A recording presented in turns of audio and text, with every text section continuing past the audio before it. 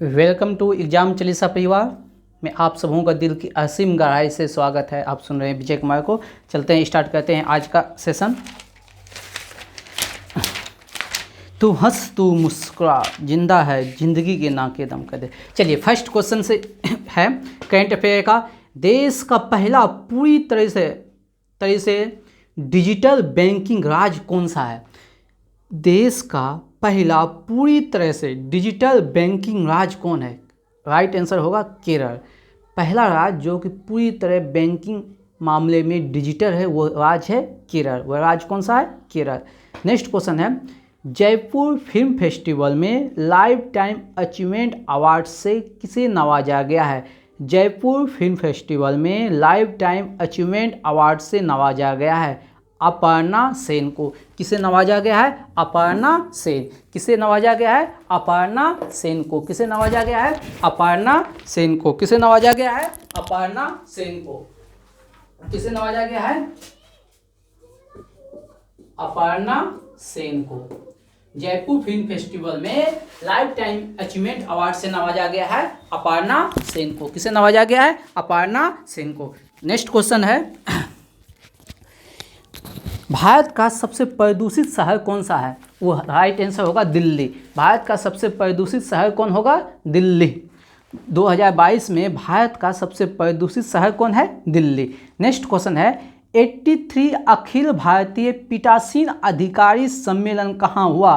83 अखिल भारतीय पीठासीन अधिकारी सम्मेलन कहाँ हुआ? जयपुर। कहाँ हुआ? जयपुर। 83 अखिल भारतीय पीठासीन अधिकारी सम्मेलन कहाँ हुआ? जयपुर में।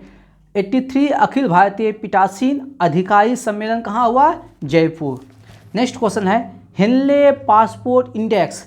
हेनले पासपोर्ट इंडेक्स में भारत का स्थान कौन सा है? हेनले पासपोर्ट इंडेक्स में भारत का स्थान कौन सा है? तो राइट आंसर होगा 85। हेनले पासपोर्ट इंडेक्स में भारत का स्थान कितना है? 85। और एक नंबर पर कौन है? हर साल आता है जापान। एक नंबर पर कौन है? जापान। आप कमेंट में जवाब दीजिएगा, एचडीआई में भारत का स्थान कौन सा है? एचडीआई में भारत का स्थान कौन सा है? ठीक। फायर पावर इंडेक्स में भारत का स्थान कौन सा है? दोनों क्वेश्चन का जवाब कमेंट में चिपका दीजिएगा। बताइए, राष्ट्रीय युवा दिवस मनाया जाता है। राष्ट्रीय युवा दिवस 12 जनवरी। राष्ट्रीय युवा दिवस 12 जनवरी। राष्ट्रीय युवा दिवस 12 जनवरी स्वामी विवेकानंद जी के जन्म दिवस पे। नेक्स्ट क्वेश्चन है, प्रवासी भारतीय सम्मान पुरस्कार 2023। प्रवासी भारतीय सम्मान पुरस्कार 2023 ये होगा थिरू एस नदेसन।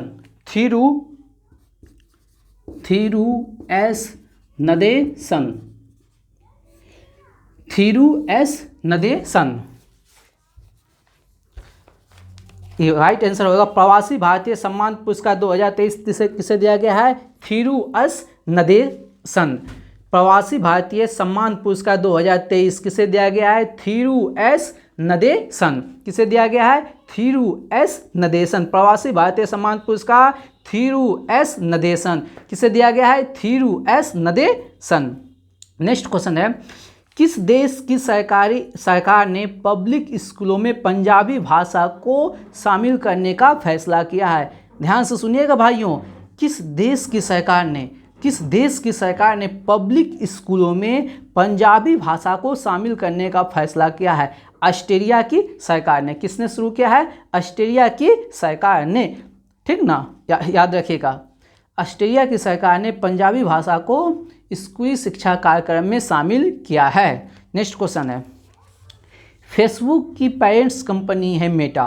फेसबुक की पेरेंट्स कंपनी है मेटा, जो कि आप लोग जानते होंगे, ने किसे भारत में वैश्विक व्यापार का प्रमुख नियुक्त किया गया है? फेसबुक पेरेंट्स कंपनी मेटा ने किसे भारत में वैश्विक व्यापार के प्रमुख के रूप में नियुक्त किया है? विकास पुरोहित। किसे नियुक्त किया है? विकास पुरोहित। भारत में वैश्विक व्यापार का प्रमुख कौन नियुक्त हुआ है? मेटा का विकास पुरोहित। कौन हुआ है? विकास पुरोहित। कौन हुआ है? विकास पुरोहित। एक कार्यक्रम है संघर्ष कार्यक्रम। एक कार्यक्रम है संघर्ष कार्यक्रम। कौन सा कार्यक्रम है? संघर्ष कार्यक्रम। संघर्ष कार्यक्रम जो है शुरू किया है त्रिपुरा ने। संघर्ष कार्यक्रम शुरू किया है त्रिपुरा ने। इस संबंधित कौन चीज है? एजुकेशन से। संबंध किसका है? एजुकेशन। इसका संबंध है, संघर्ष कार्यक्रम का संबंध कौन चीज से है? एजुकेशन से। किसने शुरू किया है? त्रिपुरा की सरकार ने। किसने शुरू किया है? त्रिपुरा की सरकार ने। किसने शुरू किया है? त्रिपुरा की सरकार ने। नेक्स्ट क्वेश्चन है, सुखोई लड़ाकू विमान उड़ाने वाली भारत की पहली महिला पायलट अवंती चतुर्वेदी। अवंती चतुर्वेदी। सुखोई लड़ाकू विमान उड़ाने वाली भारत की पहली महिला पायलट कौन होगा? अवंती चतुर्वेदी। कौन होगा? अवंती चतुर्वेदी। सुखोई लड़ाकू विमान उड़ाने वाली भारत की पहली महिला पायलट अवंती चतुर्वेदी। कौन है? अवंती चतुर्वेदी। सुखोई लड़ाकू विमान उड़ाने वाली भारत की पहली महिला पायलट अवंती चतुर्वेदी। अवंती चतुर्वेदी। सुखोई लड़ाकू विमान उड़ाने वाली भारत की पहली महिला अवंती चतुर्वेदी। कौन होगा? अवंती चतुर्वेदी। नेक्स्ट क्वेश्चन, बाजरा उत्सव कहाँ मनाया गया? बाजरा उत्सव कहाँ मनाया गया? गांधीनगर। बाजरा उत्सव गांधीनगर। बाजरा उत्सव गांधीनगर। बाजरा उत्सव गांधीनगर। बाजरा उत्सव गांधीनगर। बाजरा उत्सव उत्सव कहाँ मनाया गया? गांधीनगर में। कहाँ? गांधीनगर। अब बाजरा का उत्खनन, बाजरा कहाँ से प्राप्त हुआ है? लोथल से। बाजरा कहाँ से प्राप्त हुआ है? लोथल से। बाजरा कहाँ से प्राप्त हुआ है? हड़प्पा सभ्यता में बाजरा का उत्खनन कहाँ से हुआ है? लोथल से। कहाँ से हुआ है? लोथल। अब बाजरा का वर्ष 2023। बाजरे का वर्ष 2023। मोटे अनाज जिसे मिलेट कहते हैं। नेक्स्ट क्वेश्चन, आगे,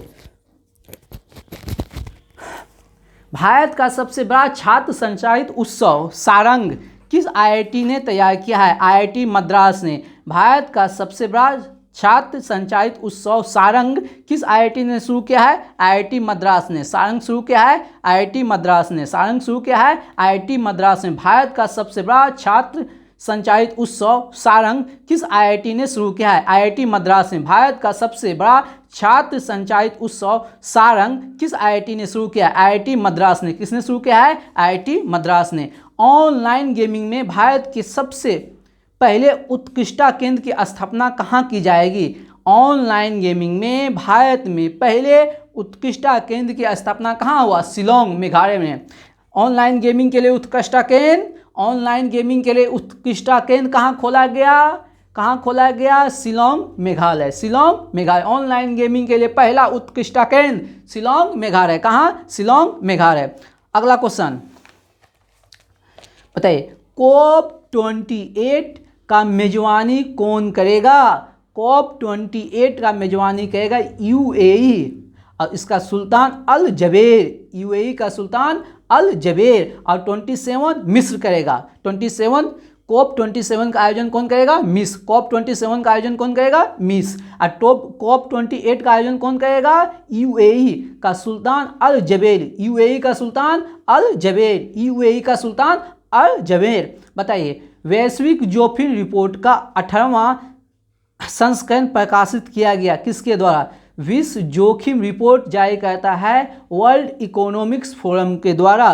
वैश्विक जोखिम रिपोर्ट जारी होता है वर्ल्ड इकोनॉमिक्स फोरम के द्वारा। वैश्विक जोखिम रिपोर्ट जारी होता है वर्ल्ड इकोनॉमिक्स फोरम के द्वारा। बताइए, बीआरओ में तैनात होने वाली पहली महिला अधिकारी। बीआरओ में तैनात होने वाली पहली महिला अधिकारी सुरभि जखमोला। कौन? सुरभि जखमोला। कौन? सुरभि जखमोला।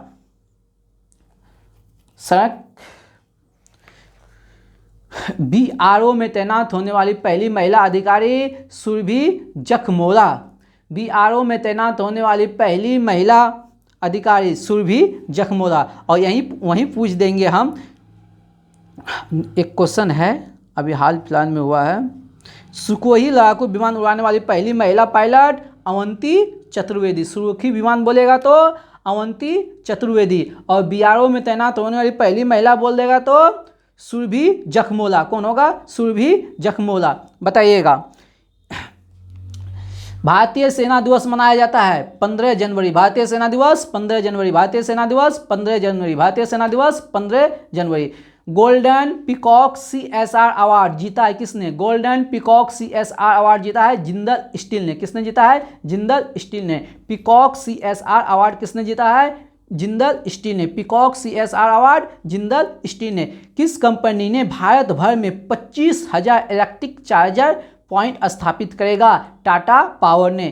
किस कंपनी ने देश भर में 25,000 इलेक्ट्रिक चार्जिंग पॉइंट स्थापित करेगा? टाटा पावर ने। कौन? टाटा पावर ने। किस देश ने 2030 तक अपनी सेना को आधी करने की योजना बनाई है? श्रीलंका। किसने? श्रीलंका। किस देश ने 2030 तक अपनी सेना को आधी करने की योजना बनाई है? श्रीलंका। 2030 तक अपनी सेना को आधी कर लेगा कौन? श्रीलंका। 2030 तक अपनी सेना को आधा कर लेगा श्रीलंका। नेक्स्ट क्वेश्चन है, बताइए, राष्ट्रीय स्टार्टअप दिवस। राष्ट्रीय स्टार्टअप दिवस कब मनाया जाता है? 16 जनवरी। स्टार्टअप दिवस 16 जनवरी। स्टार्टअप दिवस 16 जनवरी। स्टार्टअप दिवस 16 जनवरी। बताइए, जल्लीकट्टू समारोह कहाँ होता है? तमिलनाडु। आप लोग जानते हैं जल्लीकट्टू, तमिलनाडु। जल्लीकट्टू भैंसों की लड़ाई, जल्लीकट्टू में क्या होता है? भैंसों की लड़ाई, ठीक ना। कहाँ? तमिलनाडु। कहाँ? तमिलनाडु। बताइए, 75 सेना दिवस समारोह कहाँ हुआ? 75 सेना दिवस समारोह कहाँ हुआ? बेंगलुरु में। 75 सेना दिवस समारोह कहाँ हुआ? बेंगलुरु में। 75 सेना दिवस समारोह कहाँ हुआ? बेंगलुरु में। 75 सेना दिवस समारोह कहाँ हुआ? बेंगलुरु में। बताइए, विश्व आर्थिक मंच 2023 का सम्मेलन कहाँ हुआ? विश्व आर्थिक मंच 2023 का सम्मेलन कहाँ हुआ? स्विट्जरलैंड। विश्व आर्थिक मंच 2023 का सम्मेलन कहाँ हुआ? स्विट्जरलैंड। विश्व आर्थिक मंच 2023 का सम्मेलन कहाँ हुआ? स्विट्जरलैंड। बताइए, जापान के साथ पासिफिक पहुंच समझौता करने वाला पहला यूरोपीय देश। जापान के साथ समझौता करने वाला पहला यूरोपीय देश कौन बना? यूके। कौन बना? यूके। जापान के साथ पासिफिक पहुंच समझौता करने वाला पहला यूरोपीय देश कौन? यूके। जापान के साथ समझौता करने वाला पहला यूरोपीय देश कौन बना? यूके। जापान के साथ समझौता करने वाला पहला यूरोपीय देश कौन बना? यूके। जापान के साथ समझौता करने वाला पहला यूरोपीय देश कौन बना? यूके। भोगाली बिहू त्योहार, भोगाली बिहू त्यौहार मनाया जाता है असम से। भोगाली बिहू त्यौहार मनाया जाता है कहाँ से? असम से। भोगाली बिहू त्यौहार मनाया जाता है कहाँ से? असम से। भोगाली बिहू त्यौहार कहाँ मनाया जाता है? असम। भोगाली बिहू त्यौहार, भोगाली बिहू त्यौहार असम। आप लोग जैसा जानते हैं, ये डेली क्यूज जो होता है इसका होमवर्क टेलीग्राम चैनल पे डाल दिया जाता है। टेलीग्राम चैनल लिंक में कमेंट में पिन कर दिया जाएगा, जिसका नाम है एग्जाम चालीसा। आप लोग वहाँ से होमवर्क दे सकते हैं। चलिए, अब कुछ पुस्तकें देख लेते हैं फटाफट। अगला पुस्तक है इंडिया वैक्सीन ग्रोथ स्टोरी। पुस्तक का नाम है इंडिया वैक्सीन ग्रोथ स्टोरी। का लेखक कौन है? सज्जन Singh Yadav. India vaccine growth story पुस्तक का लेखक कौन है? सज्जन Singh Yadav. India vaccine growth story पुस्तक का लेखक कौन है? सज्जन सिंह यादव। और एक और पुस्तक ए matter of heart, A matter of heart education in India पुस्तक का लेखक कौन है? अनुराग बेहर। ए matter of heart, A matter of heart education in India पुस्तक का लेखक है अनुराग बेहर। अनुराग बेहर। ए matter of heart, A matter of heart, A matter of heart education in India पुस्तक का लेखक कौन है? अनुराग बेहर। कौन है? Anurag Behar. India vaccine growth story, India vaccine growth story Sajjan Singh Yadav. India vaccine growth story Sajjan Singh Yadav.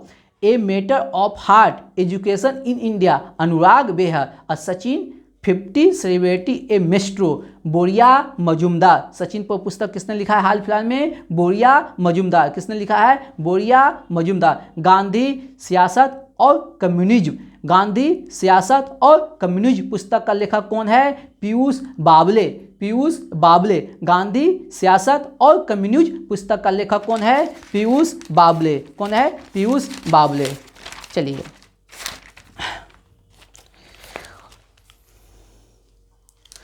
पहला वैश्विक बौद्ध शिखर सम्मेलन कहाँ हुआ? पहला वैश्विक बौद्ध शिखर सम्मेलन कहाँ हुआ? 2023 अप्रैल में हुआ है, 20 अप्रैल को नई दिल्ली में। पहला वैश्विक बौद्ध शिखर सम्मेलन कहाँ हुआ? नई दिल्ली में 2023। बताइए, बाजरा व सम्मेलन कहाँ हुआ? आप लोग तो जान ही रहे हैं, गुजरात। चलिए, अब स्टार्ट करते हैं टॉपिक वाइज जीके। अब स्टार्ट करते हैं आप लोगों के लिए टॉपिक वाइज जीके। अब आप लोग के लिए टॉपिक वाइज जीके। आप लोग को बता देना चाहते हैं, स्पीडी से करंट अफेयर चलता है और स्पीडी से जीके चलता है, और हम हर सब्जेक्ट का जो भूलने योग्य तथ्य हैं, फैक्ट है, वो प्रतिदिन लाते हैं, वो होमवर्क में नहीं दिया जाता है, जिसे हम कहते हैं टॉपिक वाइज जीके। ये आप लोग को अलग से हम करवाएंगे, जो फैक्ट जो भूलने वाला है या जो कि प्रीवियस ईयर में पूछ लिया गया है और अति महत्वपूर्ण है, उसका क्वेश्चन हम प्रतिदिन लाते हैं टॉपिक वाइज, ठीक ना, और बार बार रिवीजन करवाते हैं। चलिए, आज प्राचीन भारत से है क्वेश्चन। आप लोग जानते हैं वाणिज्य व्यापार का अध्यक्ष क्या कहलाता है? वाणिज्य व्यापार का अध्यक्ष कहलाता है पाणियाध्यक्ष। वाणिज्य व्यापार का अध्यक्ष पाणियाध्यक्ष। वाणिज्य व्यापार का अध्यक्ष पाणियाध्यक्ष। वाणिज्य व्यापार का अध्यक्ष पाणियाध्यक्ष। वाणिज्य व्यापार का अध्यक्ष पाणियाध्यक्ष। वाणिज्य व्यापार का अध्यक्ष, वाणिज्य व्यापार का अध्यक्ष पाणियाध्यक्ष। वाणिज्य व्यापार का अध्यक्ष, वाणिज्य व्यापार का अध्यक्ष वाणियाध्यक्ष।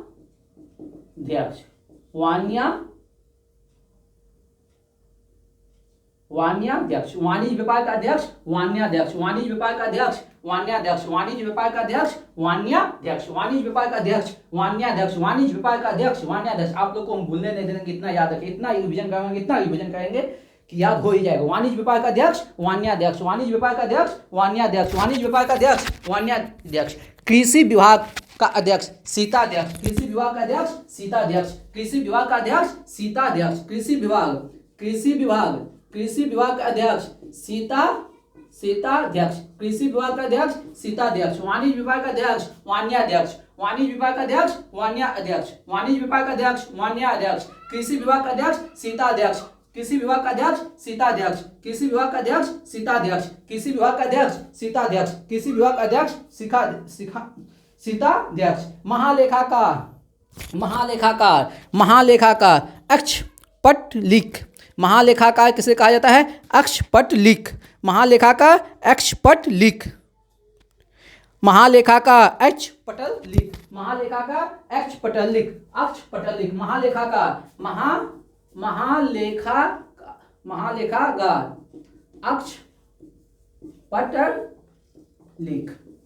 महालेखाकार अक्षपटलिख। महालेखाकार अक्षपटलिख। महालेखाकार अक्षपटलिख। महालेखाकार अक्षपटलिख। महालेखाकार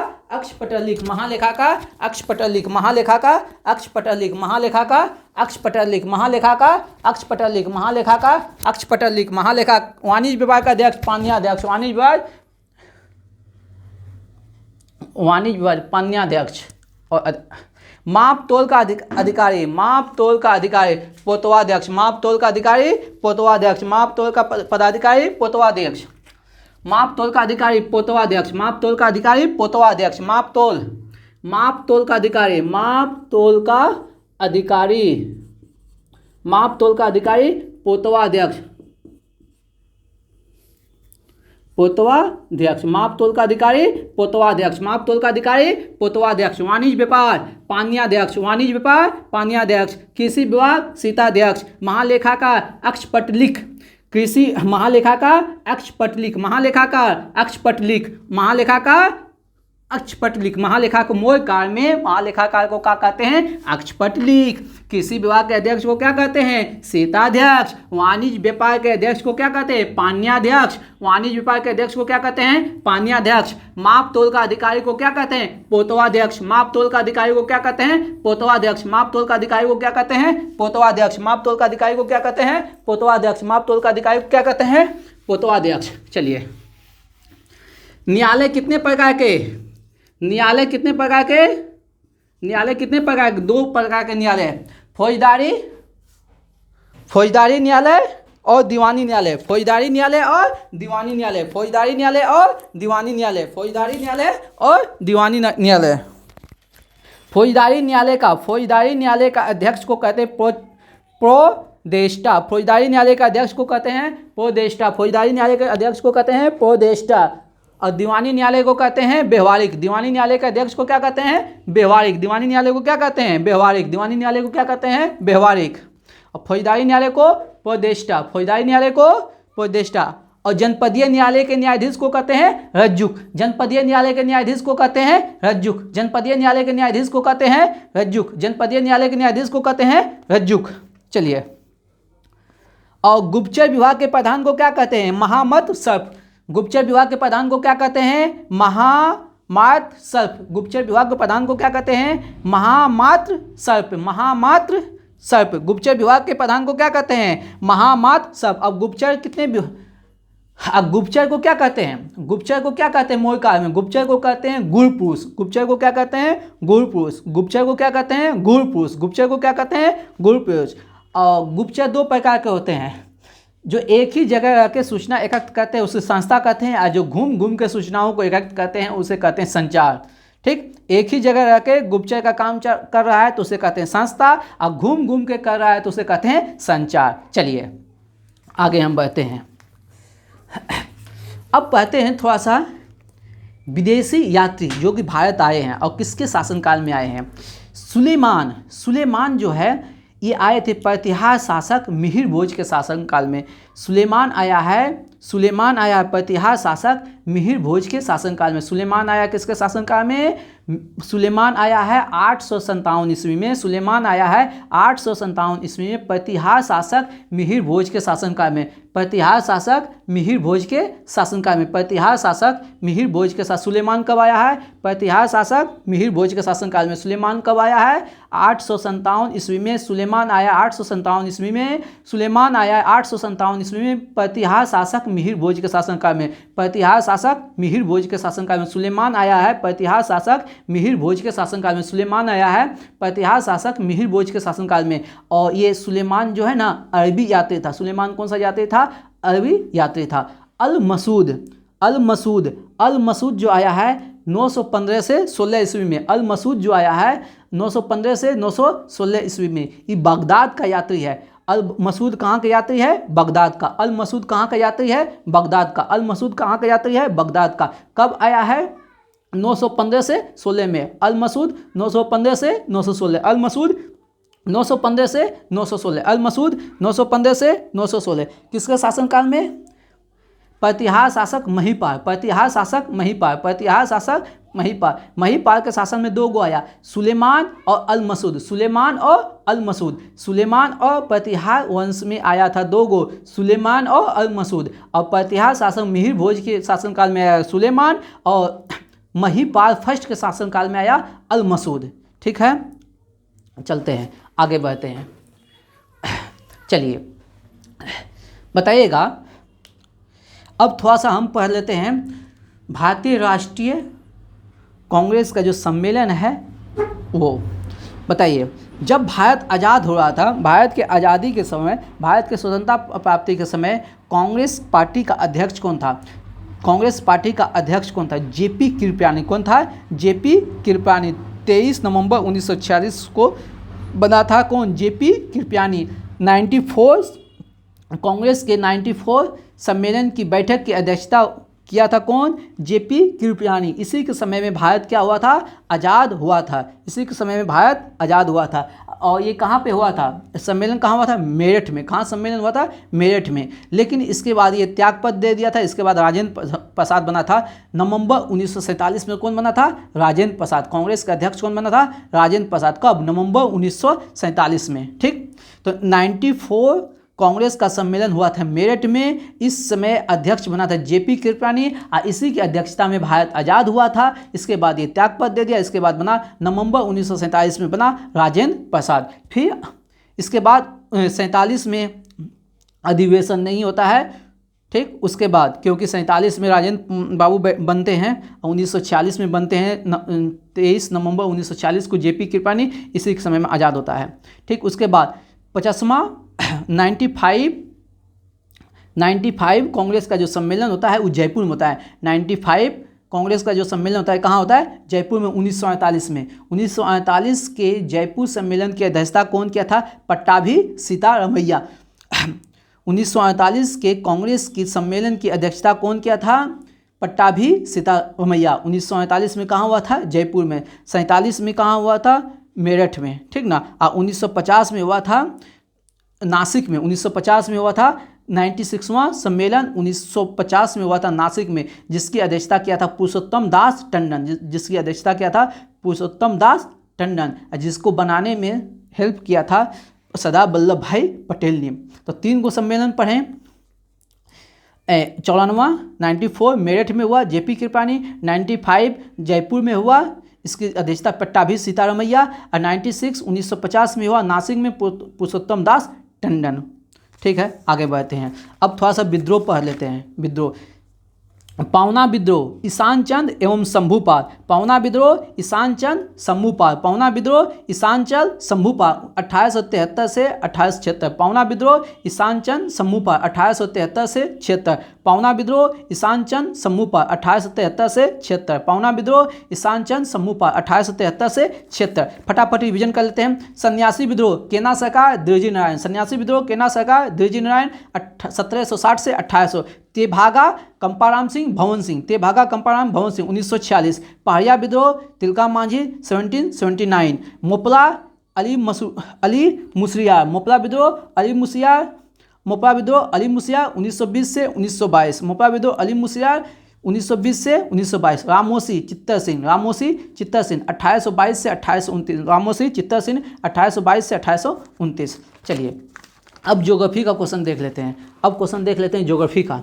बताइए, भारत का सबसे बड़ा लो एक्स की खान बामदाजा समूह, भारत का सबसे बड़ा लो एक्स की खान बामदाजा समूह। बताइए, गुरुमही खानी की खान कहाँ है, लो एक्स की खान कहाँ है, गुरुमही लो एक्स की खान कहाँ है, ओडिशा में। गुरुमही खानी की लो एक्स की खान कहाँ है, ओडिशा में। नोआ मंडी लो एक्स की खान कहाँ है, झारखंड में। नोआ मंडी कहाँ है, झारखंड में। डल्ली राजहरा और बेलाडीला, डल्ली राजहरा और बेलाडीला लो एक्स की खान कहाँ है, छत्तीसगढ़। डल्ली राजहरा और बेलाडीला लो एक्स की खान कहाँ है, छत्तीसगढ़। और उसके बाद चिकमंगलूर या केमानगुंडी, चिकमंगलूर लो एक्स की खान कहाँ है, कर्नाटक में। चिकमंगलूर लो एक्स की खान कहाँ है, कर्नाटक में। बाबाबुदीन की पहाड़ी कहाँ है, बाबाबुदीन में लो एक्स की खान कहाँ है, कर्नाटक। बाबाबुदीन की पहाड़ी कर्नाटक लो एक्स की खान के लिए प्रसिद्ध है। बाबाबुदीन की पहाड़ी कर्नाटक लो एक्स की खान के लिए प्रसिद्ध है। सुंदर पहाड़ी लो एक्स की खान के लिए प्रसिद्ध है, कर्नाटक। ठीक है, अगला मरुस्थल देख लेते हैं। मरुस्थलों का विकास किस भाग में हुआ है, पश्चिमी भाग में। कहाँ, किस अक्षांश के बीच में, 10 डिग्री से 30 डिग्री के बीच में के व्यापारिक पवन की पेटी में, व्यापारिक पवन की पेटी में। मरुस्थल के विकास व्यापारिक पवन की पेटी में हुआ है। कितने अक्षांश के बीच में, 10 डिग्री से 30 डिग्री के अक्षांश के बीच में। चलिए, ऑस्ट्रेलिया का प्रसिद्ध मरुस्थल बताइए। Great Sandy, Great Victoria, Simpson, Gibson, Stuart. Great Sandy, Great Victoria, Great Sandy, Great Victoria. Simpson, Gibson, Stuart. ये सब कहाँ की है, ऑस्ट्रेलिया के। नाफूद क्षेत्र कहाँ, अरब। नाफूद मरुस्थल कहाँ है, अरब। नाफूद मरुस्थल कहाँ है, अरब। नाफूद मरुस्थल कहाँ है, अरब। नाफूद मरुस्थल कहाँ है, अरब। नाफूद मरुस्थल कहाँ है, अरब। गोबी मंगोलिया चीन। कालाहारी मरुस्थल बोत्सवाना, नामीबिया, अफ्रीका। कालाहारी मरुस्थल 3 राज्यों में है। कालाहारी मरुस्थल 3 राज्यों में है। और सहारा मरुस्थल 11 राज्यों में। कालाहारी मरुस्थल हो गया बोत्सवाना, हो गया नामीबिया, हो गया अफ्रीका, हो गया। Kalahari Botswana, Namibia, Africa. Kalahari Botswana, Namibia, Africa. Kalahari Botswana, Namibia, Africa. टकला मकान कहाँ है, चीन में। टकला मकान चीन में। एलिजोना यूएसए और मेक्सिको की सीमा पर। एलिजोना मरुस्थल यूएसए और मेक्सिको की सीमा पर। आटाकामा चिली में है। आटाकामा कहाँ है, चिली में। किसके लिए जाना जाता है, नाइट्रोजन के भंडार के लिए, नाइट्रेट की भंडार के लिए। अब कैसा मरुस्थल है, शुष्क मरुस्थल है। ठीक है। काराकोरम मरुस्थल कहाँ है, तुर्कमेनिस्तान। काराकोरम मरुस्थल कहाँ है, तुर्कमेनिस्तान। काराकोरम मरुस्थल कहाँ है, तुर्कमेनिस्तान। और बताइए, दाश्ते कबीर मरुस्थल कहाँ, ईरान में। दाश्ते कबीर कहाँ है, ईरान में। दाश्ते कबीर और दाश्ते लूट कहाँ है, ईरान में। दाश्ते कबीर, दाश्ते लूट कहाँ है, ईरान में। दाश्ते कबीर और दाश्ते लूट कहाँ है, ईरान में। मोजाब मरुस्थल कहाँ है, कैलिफोर्निया। मोजाब कैलिफोर्निया।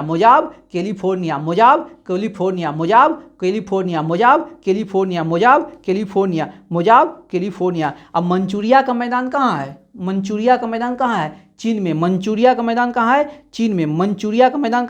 चीन में। अब पेंटागोनिया का जो मरुस्थल है, किस प्रकार का मरुस्थल है पेंटागोनिया का, याद रखिएगा, शीतोष्ण मरुस्थल है। पेंटागोनिया का जो मरुस्थल है शीतोष्ण मरुस्थल है। चलिए बताइए, न्यू कैलिडोनिया की राजधानी, कैलिडोनिया की राजधानी नोमिया, न्यू कैलिडोनिया की राजधानी नोमिया, न्यू कैलिडोनिया की राजधानी नोमिया, न्यू कैलिडोनिया की राजधानी नोमिया, न्यू कैलिडोनिया की राजधानी नोमिया, न्यू कैलिडोनिया की राजधानी नोमिया, न्यू कैलिडोनिया की राजधानी नोमिया, न्यू कैलिडोनिया की राजधानी नोमिया। सोलोमन द्वीप समूह होनियारा, सोलोमन द्वीप समूह की राजधानी होनियारा, सोलोमन द्वीप समूह की राजधानी होनियारा, सोलोमन द्वीप समूह की राजधानी होनियारा, सोलोमन द्वीप समूह की राजधानी होनियारा, सोलोमन द्वीप समूह की राजधानी होनियारा। चलिए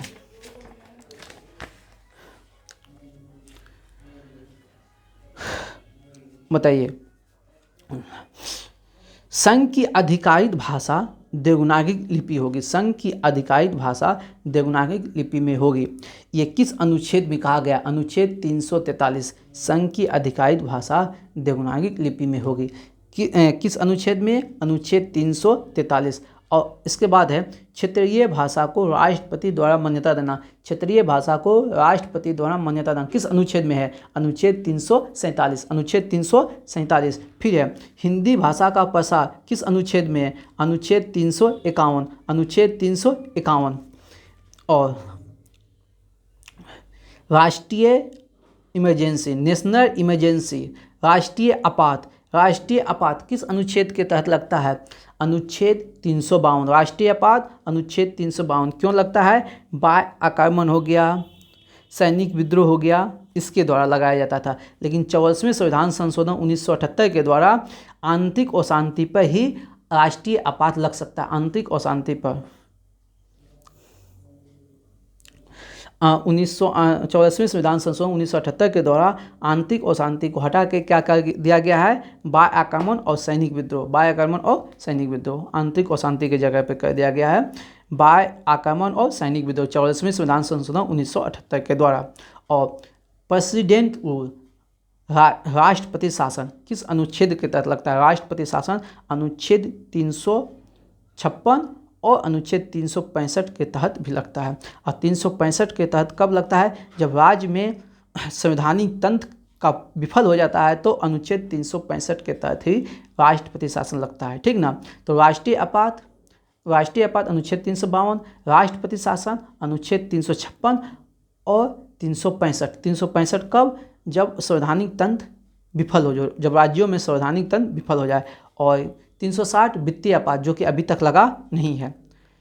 चलिए, और पिछड़ा वर्ग आयोग की नियुक्ति किस अनुच्छेद के तहत होता है? अनुच्छेद 340, पिछड़ा वर्ग आयोग अनुच्छेद 340। और SC आयोग, अनुसूचित जाति आयोग अनुच्छेद 338। अनुसूचित जनजाति आयोग अनुच्छेद 338 का क, अनुच्छेद 338 का क। चलिए बताइए नेक्स्ट क्वेश्चन, सहकारी समितियों को संवैधानिक अधिकार मिला है किस संविधान संशोधन के तहत? सहकारी समिति को संवैधानिक अधिकार मिला है, सहकारी समिति को संवैधानिक अधिकार मिला किस संविधान संशोधन के तहत? 97वां संविधान संशोधन 2011। सहकारी समिति को संवैधानिक अधिकार मिला है किस संविधान संशोधन के तहत? 97वां संविधान संशोधन 2011 के तहत। चलिए बताइए, संचित निधि किस अनुच्छेद में है? संचित निधि की चर्चा किस अनुच्छेद में है? तो याद रखिएगा अनुच्छेद 266, संचित निधि अनुच्छेद 266। और संचित निधि से पैसा कैसे निकाला जाता है? अनुदान की मांग के द्वारा। कैसे? अनुदान की मांग के द्वारा, अनुदान की मांग के द्वारा। और आकस्मिक निधि अनुच्छेद 267, आकस्मिक निधि अनुच्छेद 267। बताइए एकदम भाग बताइए तो। निर्वाचन कौन सा भाग में है? निर्वाचन किस भाग में है? निर्वाचन भाग 15, निर्वाचन भाग 15। राजभाषा भाग 17, निर्वाचन 15, राजभाषा 17, आपात 18, संविधान संशोधन 20। निर्वाचन किस भाग में है? भाग 15। निर्वाचन कौन सा भाग है? 15। निर्वाचन कौन सा भाग है? 15। राजभाषा 17, राष्ट्रीय आपात 18, राष्ट्रीय आपात 18, संविधान संशोधन 20, प्रकीर्णन 19, प्रकीर्णन 19। संघ एवं राज्य के अधीन सेवाएं, संघ एवं राज्य के बीच अधीन सेवाएं किस भाग में है? संघ एवं राज्य के बीच अधीन सेवाएं किस भाग में है? भाग 14। संघ एवं राज्य के बीच अधीन सेवाएं भाग 14। संघ एवं राज्य के बीच अधीन सेवाएं भाग 14। बताइए राज्य क्षेत्र में व्यापार वाणिज्य एवं समागम, राज्य क्षेत्रों में व्यापार वाणिज्य समागम किस अनुच्छेद में है? अनुच्छेद 13। राज्य क्षेत्र में व्यापार वाणिज्य एवं समागम भाग 13। भाग 13। भाग 13 राज्य क्षेत्रों में व्यापार वाणिज्य समागम भाग 13। बताइए फटाक से बताइए तो। जेपी रोजगार गारंटी योजना, जेपी रोजगार गारंटी योजना, जेपी रोजगार गारंटी योजना कब चलाया गया था? कार्यक्रम जेपी रोजगार गारंटी योजना 2002-2003। जेपी रोजगार गारंटी योजना 2002-2003। जेपी रोजगार गारंटी योजना 2002-2003। अंत्योदय अन्न योजना 2000। अंत्योदय अन्न योजना 2000। अन्नपूर्णा योजना 2000। अंत्योदय अन्न योजना 2000। अन्नपूर्णा योजना 2000। चलिए बताइए विकास का सिद्धांत किसने दिया है? विकास का सिद्धांत दादा भाई नौरोजी। विकास का सिद्धांत दादा भाई नौरोजी। विकास का सिद्धांत दादा भाई नौरोजी। प्लानिंग एंड पुअर का सिद्धांत किसने दिया है? Planning and poor B S. Minhas. Planning and poor B S. Minhas. प्रच्छन्न बेरोजगारी का सिद्धांत किसने दिया है? रेगनर नर्स ने। प्रच्छन्न बेरोजगारी का सिद्धांत रेगनर नर्स। प्रच्छन्न बेरोजगारी का सिद्धांत रेगनर नर्स। टोबिन कर जेम्स टोबिन, ये एसआई में पूछा था। वेट किसने दिया है? F. सीमेंस। वेट का सिद्धांत किसने दिया है? वान सीमेंस। वेट का सिद्धांत वान सीमेंस। वेट का सिद्धांत वान सीमेंस। वेट का सिद्धांत von Siemens. Zero base budget Peter Pyhrr. Zero base budget Peter Pyhrr. न्यूनतम त्याग का सिद्धांत जे.एस. मिल। न्यूनतम त्याग का सिद्धांत जे.एस. मिल। असंतुलित विकास का सिद्धांत हर्समैन। असंतुलित विकास का सिद्धांत हर्समैन। असंतुलित विकास का सिद्धांत हर्समैन। बिग पुश थ्योरी किसने दिया है? R Rodan. Big push theory R Rodan. Big push theory R Rodan. चलिए अब पढ़ते हैं प्रमुख समितियां। प्रमुख समितियां ग्राहक सेवा में सुधार, ग्राहक सेवा में सुधार एम.एन. गोपारिया समिति। ग्राहक सेवा में सुधार एम.एन. गोपारिया समिति। ग्राहक सेवा में सुधार एम.एन. गोपारिया समिति। बताइए न्यूनतम बैलेंस की अवधारणा को समाप्त करना और आवश्यक सेवा को फ्री करना। न्यूनतम बैलेंस की अवधारणा को समाप्त करना और आवश्यक बैंकिंग सेवा फ्री करना, ये किस समिति के सिफारिश पे हुआ? न्यूनतम बैलेंस की अवधारणा को समाप्त करना, यानी कि हम न्यूनतम बैलेंस जो बैंक में रखते हैं उसकी अवधारणा को समाप्त करना और आवश्यक सेवा को फ्री करना किस समिति के सिफारिश पे हुआ था? दामोदरन समिति। राइट आंसर हो गया दामोदरन समिति। न्यूनतम बैलेंस की अवधारणा को समाप्त करना और आवश्यक सेवा को फ्री करना किस समिति के सिफारिश पे? दामोदरन समिति के सिफारिश पे। किसकी सिफारिश पे? दामोदरन समिति के सिफारिश पे। किसकी सिफारिश पे? मेरा वतन पुस्तक का लेखक विष्णु प्रभाकर। मेरा वतन पुस्तक का लेखक विष्णु प्रभाकर। मेरा वतन पुस्तक का लेखक विष्णु प्रभाकर। बताइए डबल फॉल्ट शब्दावली किस खेल से है? डबल फॉल्ट शब्दावली टेनिस से। डबल फॉल्ट शब्दावली टेनिस से। डबल फॉल्ट शब्दावली टेनिस से। डबल फॉल्ट शब्दावली टेनिस से। डबल फॉल्ट शब्दावली टेनिस से। चलिए बताइए बेडिलेआइट किसका एक्स है? बेडिलेआइट किसका एक्स है? जिरकोनियम का। बेडिलेलाइट किसका एक्स है? बेडिलेलाइट किसका एक्स है? जिरकोनियम का। बेडिलेलाइट जिरकोनियम का। बेडिलेलाइट जिरकोनियम का। बेडिलेलाइट जिरकोनियम का। बेडिलेलाइट जिरकोनियम का किसका एक्स है? बेडिलाइट जिरकोनियम का। बताइए मोसाइक गोल्ड किसे कहा जाता है? स्टेनस सल्फाइड को। मोसाइक गोल्ड किसे कहा जाता है? स्टेनस सल्फाइड को। मोसाइक गोल्ड किसे कहा जाता है? स्टेनस सल्फाइड को पेंट करने में यूज होता है। बताइए कार्नेलाइट और कायोलिन। कार्नेलाइट किसका एक्स है? कार्नेलाइट कायोलिन किसका एक्स है? कार्नेलाइट कायोलिन किसका एक्स है? पोटेशियम का। कार्नेलाइट कायोलिन किसका एक्स है? पोटेशियम का। कार्नेलाइट कायोलिन किसका एक्स है? पोटेशियम का। और कार्वेलाइट और सिल्वेराइट ये किसका है? चांदी का। कार्वेलाइट और सिल्वेराइट किसका है? चांदी का। कार्वेलाइट और सिल्वेराइट किसका है? चांदी का। बताइए पीतल किसका किसका मिश्रण है? पीतल किसका किसका मिश्रण है? तो CuZn। पीतल किसका किसका है? CuZn। पीतल किसका किसका है? CuZn। ये बोल देगा कांसा, बोल देगा कांसा किसका किसका मिश्रण है? तो टीन आ जाएगा CuSn। कांसा किसका होगा? CuSn। पीतल किसका होगा? CuZn। पीतल किसका होगा? CuZn। कांसा किसका हुआ? CuSn। कांसा किसका होगा? CuSn। चलिए अब बताइए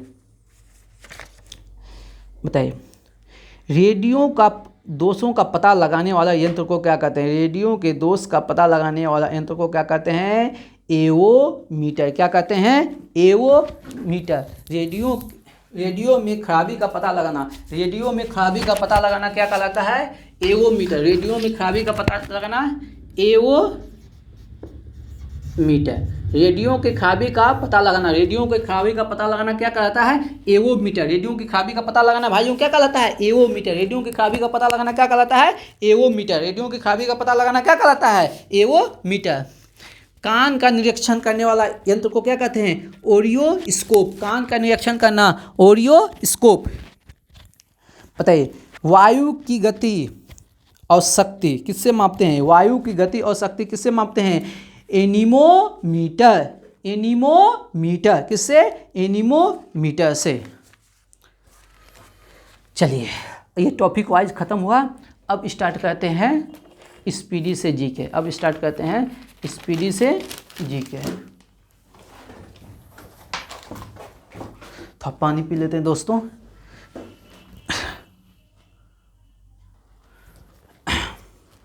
चलिए बताइए परमाणु के नाभिक बना होता है। परमाणु के नाभिक बना होता है किसका किसका? तो आप लोग जानते हैं परमाणु के नाभिक जो है प्रोटॉन और न्यूट्रॉन का बना होता है। परमाणु के नाभिक प्रोटॉन और न्यूट्रॉन। परमाणु के नाभिक में क्या होता है? प्रोटॉन और न्यूट्रॉन। प्रोटॉन पर कैसा चार्ज? Plus charge. न्यूट्रॉन पर कैसा चार्ज? आवेशीन होता है। अतः परमाणु के नाभिक धनावेशिक होते हैं। परमाणु के नाभिक कैसा होता है? धनावेश। अगला क्वेश्चन राणा संगा। राणा संगा कहाँ का शासक है? राणा संगा कहाँ का शासक है? तो बताइए भाइयों, राइट आंसर हो जाएगा मेवाड़ का। कहाँ का? मेवाड़ का। कहाँ का भैया? मेवाड़ का। राणा संगा कहाँ के बाहो? मेवाड़ के। बताइए SAARC South Asian Association for Regional Cooperation. SAARC का जो है फुल फॉर्म क्या होगा? South Asian Association for Regional Cooperation. और सार्क की स्थापना कब हुआ है बबुआ हो? 1985। सार्क की स्थापना 1985। और इसका मुख्यालय हो, सार्क का मुख्यालय हो जाएगा काठमांडू। कहाँ हो जाएगा? काठमांडू। तो अच्छा एक क्वेश्चन बताइए बबुआ सब, मेरे राजा सब, मेरे 20 सिपाहियों, भारत की समुद्री मार्ग की खोज कब और किसने किया? भारत के समुद्री मार्ग की खोज कब और किसने किया? तो भैया राइट आंसर आप लोग जानते ही हैं, वास्को डी गामा ने। कब? 1498 ईस्वी में कालीकट बंदरगाह पे। इसका स्वागत किसने किया था? राजा जमोरिन ने। इसका स्वागत राजा जमोरिन ने। और किस व्यापारी ने इसका सहयोग किया था? तो अब्दुल मजीद ने। किसने सहयोग किया था? अब्दुल मजीद ने। लेकिन क्वेश्चन जो है आप लोग से बताइए Vasco D gamma Pune Bharat कब आया था? Vasco D gamma Pune Bharat कब आया था बताइए। और एक क्वेश्चन बता ही दीजिए, प्रथम विश्व युद्ध कब से कब तक चला था? प्रथम विश्व युद्ध कब से कब तक चला था? आप लोग जानते हैं 1914 से 1918 तक। 1914 से 1918 तक। आप लोग जवाब दीजिएगा कमेंट में भैया वर्साय की संधि कब हुआ था? वर्साय की संधि कब हुआ था? इसका जवाब दीजिएगा कमेंट में। और राष्ट्र संघ का निर्माण कब हुआ था? इसका भी जवाब दीजिएगा कमेंट में। बताइए सविनय अवज्ञा आंदोलन, सविनय अवज्ञा आंदोलन स्टार्ट कब हुआ है भैया? आप लोग जानते हैं सविनय अवज्ञा आंदोलन जो स्टार्ट हुआ है 1930 में। सविनय अवज्ञा आंदोलन कब स्टार्ट हुआ है? 1930 में। आगे कितने चरण में चला है? तो 2 चरणों में चला है, 1930 से 32, फिर 32 से 34। चलिए आखिर हो भैया सविनय अवज्ञा आंदोलन किसने स्टार्ट किया हो? कहाँ से किसने स्टार्ट किया है? तो आप लोग जानते हैं महात्मा गांधी ने। आप लोग बताइएगा नमक सत्याग्रह आंदोलन कब स्टार्ट हुआ था? और कब समाप्त हुआ? नमक सत्याग्रह आंदोलन कब स्टार्ट हुआ और कब समाप्त हुआ? इससे पता चलेगा वो कितने दिन चला था। बताइए। एक बाइट बराबर क्या होता है?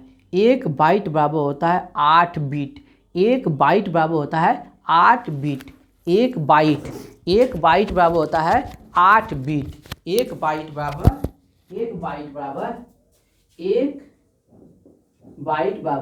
8 बीट होता है। एक बाइट बराबर क्या होता है बबुआ? 8 बीट। एक बाइट बराबर 8 बीट। एक बाइट बराबर 8 बीट। एक बाइट बराबर 8 बीट। और एगो मीटर रेडियो में जो खराबी होगा भैया उसका पता लगाने के लिए, रेडियो की खराबी का पता लगाने के लिए एगो मीटर। Next question.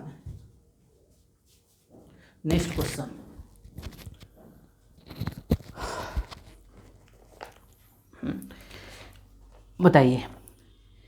रोम रोम का फुल फॉर्म क्या होता है? Red only memory. रोम का फुल फॉर्म क्या होता है? Red only memory. रोम का full form read only memory. बताइए। कृष्णा नदी का उद्गम कहाँ से हुआ है? कृष्णा नदी का उद्गम कहाँ से हुआ है? कृष्णा नदी का उद्गम, ये भैया मोर आप जानते हैं महाबलेश्वर से। कृष्णा नदी का उद्गम कहाँ से हुआ है? महाबलेश्वर से। और भैया जानते हैं कृष्णा के सहायक नदियाँ भी बता दीजिए तो कृष्णा, कोयना। कृष्णा की सहायक नदी हो गया कोयना हो गया और भीमा हो गया। कोयना हो गया, भीमा हो गया। कोयना, भीमा, मूसी। कोयना, भीमा, मूसी। कोयना, भीमा, मूसी और तुंगभद्रा। 4 को याद रखिए। कोयना, भीमा, कोयना, भीमा, कोयना, भीमा, मूसी, तुंगभद्रा, मूसी, तुंगभद्रा। कोयना और भीमा, कोयना और भीमा। देखिए कृष्ण भगवान काला है तो कोयना। भीमा, भीम से संबंध हुआ। 5 भाई पांडव में एक भाई भीम था तो उससे नाम आया भीमा। भीमा का पांडव का संबंध किससे? कृष्ण भगवान से। याद रखिएगा कोयना और भीमा, कोयना और भीमा। तुंगभद्रा, कोयना, भीमा, तुंगभद्रा। कोयना, भीमा, तुंगभद्रा। हाँ एगो बीच में रखिएगा मूसी। भीमा, कोयना, भीमा, मूसी, तुंगभद्रा। कोयना, भीमा, मूसी, तुंगभद्रा। और माल प्रवाह, घाट प्रवाह। माल प्रवाह, घाट प्रवाह। पेंच गंगा, दूध गंगा। हो गया खत्म। कोयना पहला हो गया। कोयना, भीमा, तुंगभद्रा। कोयना, भीमा, तुंगभद्रा। मूसी नदी, घाट प्रवाह, माल प्रवाह। और पेंच गंगा, दूध गंगा। पेंच गंगा, दूध गंगा। और एक है वरना नदी। एक और है वरना नदी। तो कोयना हो जाएगा, भीमा हो जाएगा, मूसी हो जाएगा, पंचगंगा, दूध गंगा, घाट प्रवाह, माल प्रवाह। और प्रायद्वीपीय भारत की दूसरी सबसे बड़ी नदी है। प्रायद्वीपीय भारत की दूसरी सबसे बड़ी नदी है। अगला क्वेश्चन है लेटेराइट मिट्टी में किसकी अधिकता होती है? लेटेराइट मिट्टी में किसकी अधिकता होती है? तो आप लोग याद रखिएगा लोहा और एल्युमिनियम की प्रधानता होती है।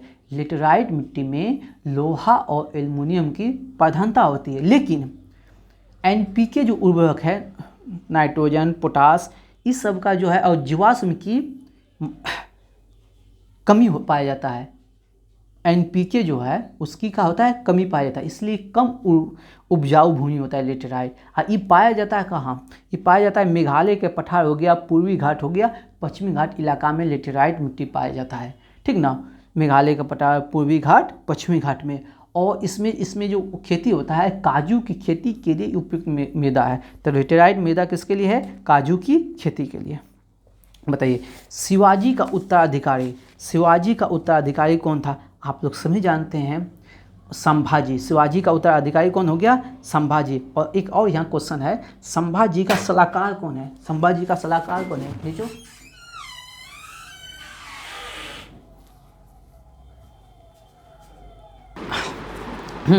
तो संभाजी के जो सलाहकार हो गए तो कवि कलश हैं। संभाजी के सलाहकार कौन है? कवि कलश। संभाजी के सलाहकार कौन है? कवि कलश। संभाजी के सलाहकार कौन हो गए? कवि कलश हो गए। और संभाजी का जो मृत्यु होता है उसके बाद बनता है राजा राम।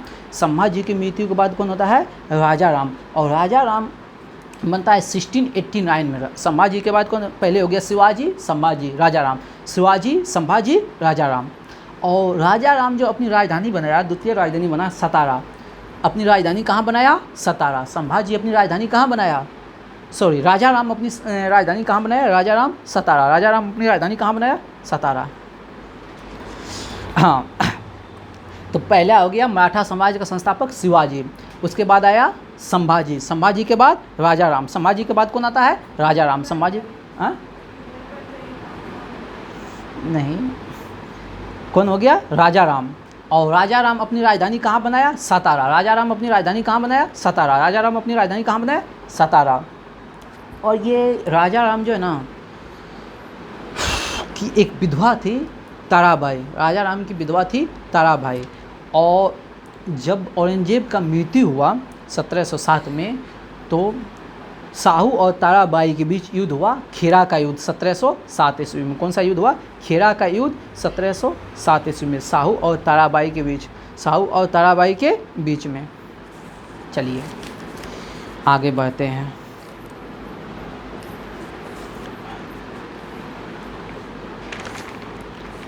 बताइए, मुस्लिम लीग में भारत विभाजन की मांग कब किया था? मुस्लिम लीग में भारत विभाजन की मांग कब किया था? तो 1940 में। कब किया था? 1940 में।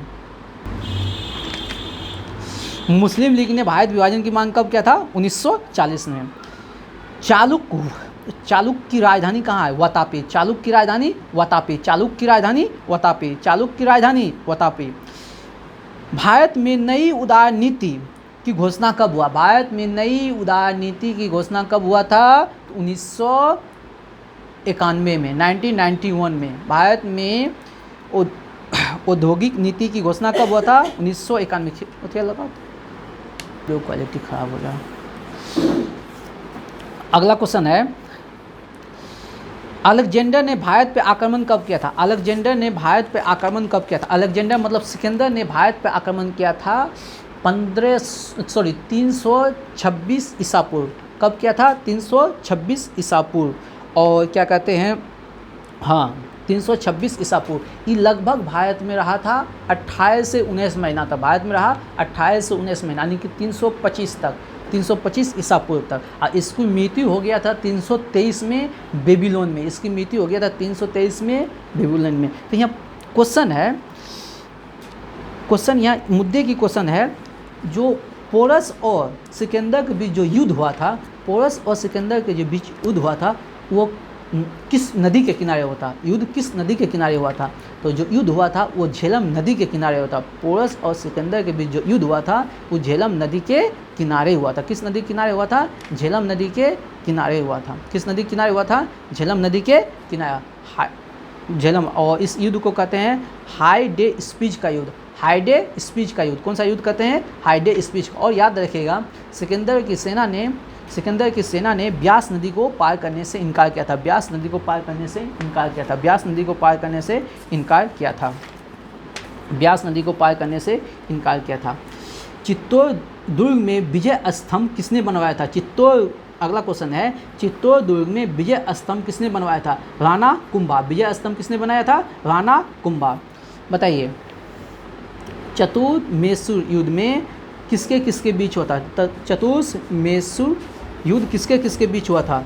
टीपू सुल्तान और अंग्रेज। टीपू सुल्तान और अंग्रेज के बीच में। तो चतुर्मेशुर युद्ध कब हुआ था? 1799 में। आंग्ल मैसूर युद्ध 4 गो मैसूर युद्ध हुआ था। आंग्ल मैसूर युद्ध 4 गो हुआ था। पहला हुआ था 1767 से 1769, 1767 से 1769। दूसरा हुआ था 1780 से 1784। और तीसरा हुआ था 1792 में। और चौथा हुआ था 1799 में। जो पहला जो हुआ था 1767 से 69 में, और 69 में मद्रास की संधि के तहत समाप्ति हुआ था। मद्रास की संधि के तहत। और दूसरा जो हुआ था 1780 से 84 में मंगलोर की संधि के तहत समाप्त हुआ था। और तीसरा जो हुआ था 1790 से 92 में श्रीरंगपट्टम की संधि से समाप्त हुआ था। श्रीरंगपट्टम की संधि से समाप्त हुआ था। श्रीरंगपट्टम की संधि से समाप्त हुआ था। बताइए, भारत की राष्ट्रीय फिल्म अभिलेखागार कहाँ है? भारत की राष्ट्रीय फिल्म अभिलेखागार कहाँ है? पुणे में। भारत की राष्ट्रीय फिल्म अभिलेखागार कहाँ है? पुणे में। सुमात्रा द्वीप कहाँ स्थित है? सुमात्रा द्वीप कहाँ स्थित है? इंडोनेशिया में। सुमात्रा द्वीप कहाँ स्थित है? इंडोनेशिया में। बताइए, विश्व की सबसे बड़ी सिंचाई नहर कौन सी है? विश्व की सबसे बड़ी सिंचाई नहर कौन है? इंदिरा गांधी नहर, राजस्थान। विश्व की सबसे बड़ी सिंचाई नहर कौन है? इंदिरा गांधी नहर, राजस्थान। इंदिरा गांधी नहर, राजस्थान। और ये किस नदी पे है? सतलज नदी पर। किस नदी पे है? सतलज नदी पर। मूत्र का पीला रंग किसके कारण होता है? यूरोक्रोम के कारण। मूत्र का पीला रंग यूरोक्रोम के कारण होता है। मूत्र का पीला रंग यूरोक्रोम के कारण होता है। श्वेत रक्त कण, श्वेत रक्त कण कहाँ बनता है? अस्थि मज्जा में। श्वेत रक्त कण कहाँ बनता है? अस्थि मज्जा में। श्वेत रक्त कण कहाँ बनता है? अस्थि मज्जा में। और शरीर का समान तापमान कितना होता है? 98.6 डिग्री फ़ारेनहाइट। शरीर का समान तापमान 98.6 डिग्री फ़ारेनहाइट। इंटरनल इंडिया का लेखक इंदिरा गांधी। इंटरनल इंडिया का लेखक इंदिरा गांधी। इंटरनल इंडिया का लेखक इंदिरा गांधी। बताइए, हल्दी जो है ना पौधे के किस भाग से प्राप्त होता है? हल्दी पौधे के किस भाग से प्राप्त होता है? तो तना से। हल्दी कहाँ से प्राप्त होता है? तना से। हल्दी कहाँ से प्राप्त होता है? तना से। अजंता की गुफाएं कहाँ है? अजंता की गुफाएं कहाँ है? महाराष्ट्र में। अजंता की गुफाएं कहाँ है? महाराष्ट्र में। अजंता की गुफाएं कहाँ है? महाराष्ट्र में। सार्क का सचिवालय कहाँ है? काठमांडू। सार्क अभी हो गया, एक क्वेश्चन पहले ही। बताइए, जल की शुद्धि किया जाता है किसके द्वारा? Potassium permanganate. जल की शुद्धि किया जाता है पोटेशियम परमैंगनेट। जल की शुद्धि पोटेशियम परमैंगनेट। दो वस्तुओं की कोणीय दूरी मापा जाता है। दो वस्तुओं की कोणीय दूरी मापा जाता है सेक्सटेंस से। दो वस्तुओं की कोणीय दूरी मापा जाता है सेक्सटेंस से। दो वस्तुओं की कोणीय दूरी मापा जाता है सेक्सटेंस से। बताइए, लोदी वंश का संस्थापक कौन? बहलोल लोदी। लोदी वंश का संस्थापक बहलोल लोदी। कब किया था? 1451 ईस्वी में। 1451 1451 ईस्वी में। और ये कब तक चला था? 1526 तक। यानी कि इसका शासनकाल लोदी वंश का 75 वर्ष तक रहा था। शासनकाल 75 वर्ष तक। और ये प्रथम अफगान शासन था। ये प्रथम अफगान शासक था। लोदी वंश अफगान शासक था। लोदी वंश अफगान शासक था। बहलोल लोदी अफगानी था। बहलोल लोदी कौन सी था? अफगानी। अब बहलोल लोदी का शासनकाल कब से कब तक? 1451 से 1489 के बीच। 89 1451 से 1489 38 साल राज किया था बहलोल लोदी। 38 साल राज किया था बहलोल लोदी। चलिए, अस्थाई बंदोबस्त कब लागू हुआ था? अस्थाई बंदोबस्त कब लागू हुआ था? 1793 में। अस्थाई बंदोबस्त 22 मार्च 1793 को कॉर्नवालिस ने लागू किया था। अस्थाई बंदोबस्त 22 मार्च 1793 को कॉर्नवालिस ने लागू किया था। बताइए, मोहनजोदड़ो की खोज किसने किया? मोहनजोदड़ो की खोज राखलदास बनर्जी। मोहनजोदड़ो की खोज राखलदास बनर्जी। बताइए, हुमायूं का मकबरा का निर्माण किसने करवाया? हुमायूं के मकबरे का निर्माण किसने करवाया? हमीदा बानो बेगम 1565 में। हमीदा बानो बेगम 1565। हमीदा बानो बेगम 1565। बताइए, तपेदिक रोग में शरीर के किस भाग को प्रभावित करता है? तपेदिक रोग ये फेफड़ा को। किसे प्रभावित करता है? फेफड़ा को। चलिए, आज का सेशन यहीं समाप्त करते हैं। जय हिंद, जय भारत। आप लोग मेरे चैनल को इसी तरह प्यार दें, शेयर करें, सब्सक्राइब करें। जय हिंद, जय भारत।